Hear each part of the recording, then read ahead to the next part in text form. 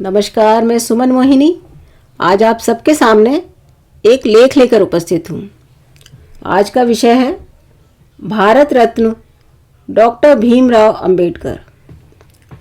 तो अब मैं शुरू करती हूँ। भारत के संविधान रचयिता डॉक्टर भीमराव अंबेडकर जी के परिनिर्वाण दिवस पर उनको विनम्र श्रद्धांजलि अर्पित करती हूँ। आज ही के दिन यानी 6 दिसंबर 1956 को उनकी मृत्यु हुई थी। उनका जन्म 14 अप्रैल सन 1891 में मध्य प्रदेश के महू में हुआ था, जो कि आजकल डॉक्टर अंबेडकर नगर के नाम से जाना जाता है।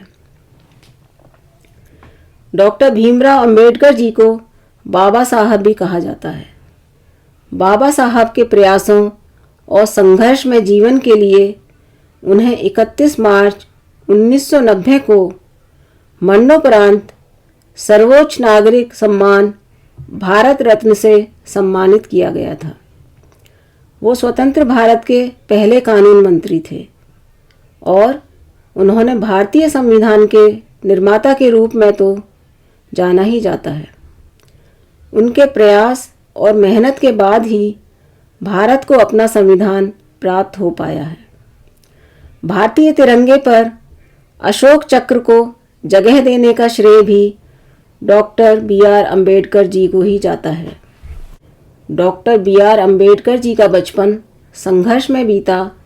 वो बचपन से ही शिक्षा प्राप्त करने के लिए बहुत ही उत्साहित रहते थे, परंतु महार जाति यानी कि दलित जाति में पैदा होने के कारण उनके साथ भेदभाव किया जाता था।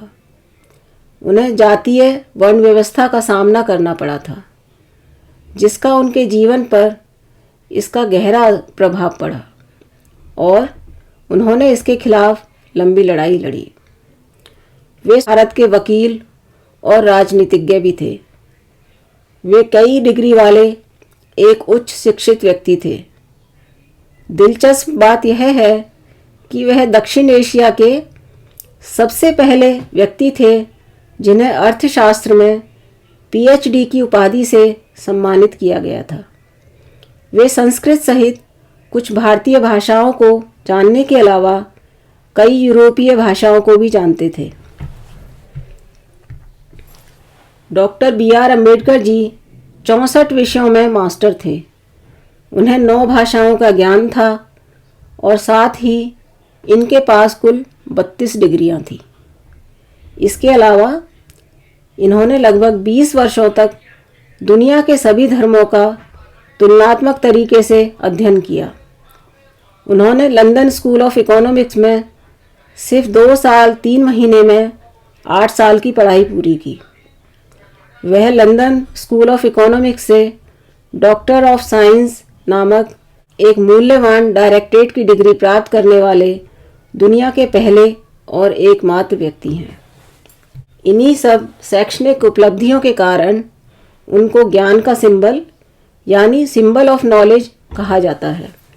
आज जिस सम्मान से उन्हें पूरा विश्व याद करता है, वो उनके उसी संघर्ष के कारण है जिसने उन्हें दुनिया के कोने कोने में बसे पिछड़े, दलित, महिलाओं और समाज सेवियों को आगे बढ़ने के लिए प्रेरित किया।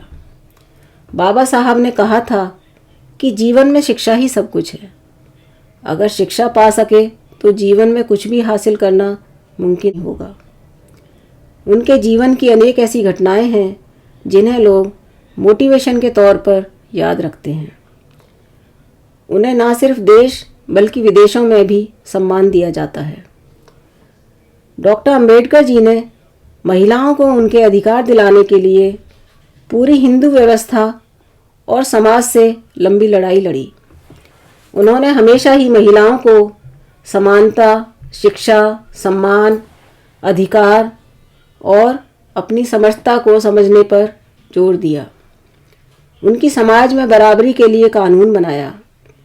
उन्हें हर क्षेत्र में जगह मिले ऐसी व्यवस्था बनाई।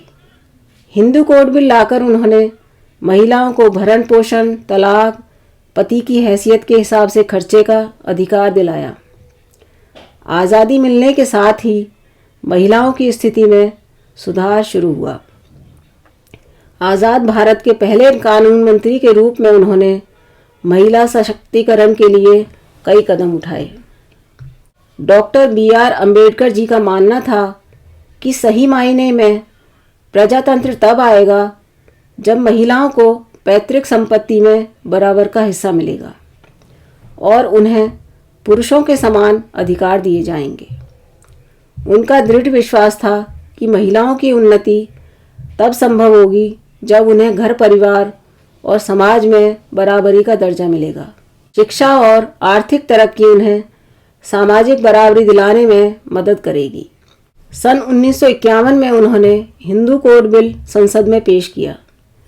कुछ लोगों के विरोध की वजह से हिंदू कोड बिल उस समय संसद में पारित नहीं हो सका, लेकिन बाद में अलग अलग भागों में, जैसे हिंदू विवाह कानून, हिंदू उत्तराधिकार कानून और हिंदू गुजारा एवं गोद लेने संबंधी कानून के रूप में अलग अलग नामों से पारित हुआ, जिसमें महिलाओं को पुरुषों के बराबर अधिकार दिए गए।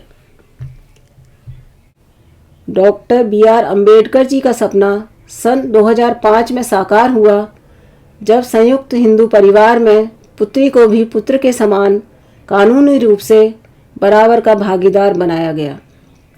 इस बात से कोई फर्क नहीं पड़ता कि पुत्री विवाहित है या अविवाहित, हर लड़की को लड़के के ही समान सारे अधिकार प्राप्त हैं।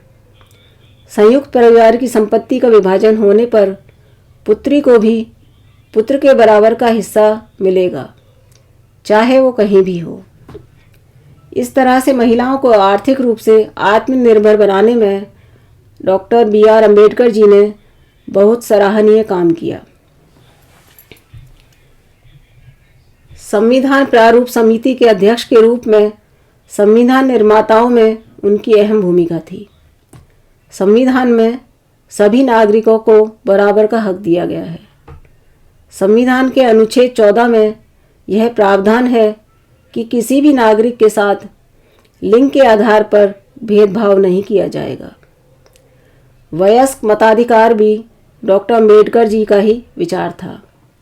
भारत में वयस्क नागरिक को मतदान का अधिकार मिले, इसकी वकालत बाबा साहब भीमराव अम्बेडकर जी पुरजोर तरीके के साथ कर रहे थे और आखिरकार 26 जनवरी 1950 को जब हमारा संविधान लागू हुआ तो हर वयस्क भारतीय नागरिक को मताधिकार का संवैधानिक अधिकार भी प्राप्त हो गया। तो ये थी जानकारी भारत रत्न डॉक्टर भीमराव अम्बेडकर जी के बारे में। अगर आपको जानकारी अच्छी लगी हो तो वीडियो को लाइक करें और कमेंट करें, और अगर आपने मेरे चैनल को अभी तक सब्सक्राइब नहीं किया है तो प्लीज़ मेरे चैनल को सब्सक्राइब करें। धन्यवाद। नमस्कार, मैं सुमन मोहिनी आज आप सबके सामने